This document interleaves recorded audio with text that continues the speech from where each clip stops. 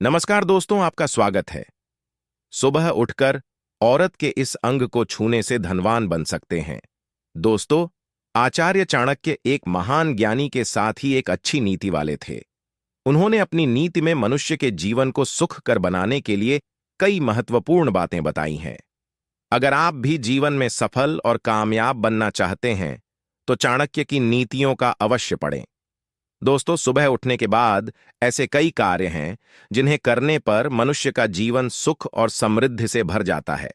साथ ही कुछ ऐसे कार्य हैं जिन्हें करने पर घर में दुहक एवं दरिद्र आती है। इसीलिए शास्त्र में सुबह उठने के बाद कुछ कार्यों को करने से वर्जित माना गया है। दर्शकों, भारत देश में महिलाओं को देवी का दर्जा दिया जाता है। हमारे देश में हर स्त्री माता लक्ष्मी का रूप है। महिलाएं दो कुलों को रोशन करने वाली होती है। जन्म देने वाली मां या बेटी के रूप में किसी की पत्नी बनकर अपनी जिम्मेदारी निभाती है और परिवार का निर्माण भी करती हैं। औरत हर घर में खुशियां लाती हैं। रोज सुबह उठने के बाद किसी भी पुरुष को घर से बाहर जाने से पहले अपने मां के चरणों को स्पर्श करना चाहिए।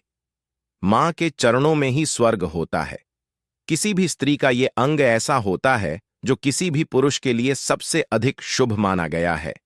जब कोई स्त्री घर में प्रवेश करती है तो उसके कदमों के साथ ही घर में लक्ष्मी आती है। जो पुत्र रोज अपनी मां के चरण स्पर्श करता है, उसका भाग्य चमक जाता है, उसकी सभी शत्रुओं का नाश होता है और उसके सभी कार्य सिद्ध हो जाते हैं।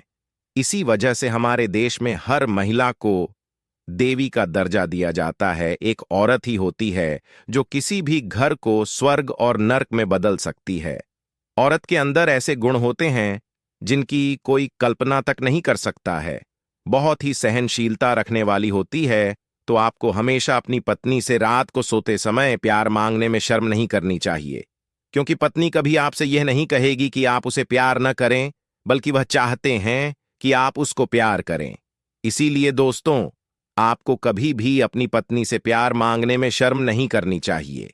ऐसा करने से आपकी पत्नी आपसे बहुत ज्यादा पसंद होगी और देवी लक्ष्मी भी आपसे प्रसन्न हो जाएंगे, जिसकी वजह से आपका घर बन जाएगा स्वर्ग जैसा और खुशियां आपके कदम चूमेगी और पैसा तो आपके घर में ऐसा आएगा जैसे मानव बरसता हुआ।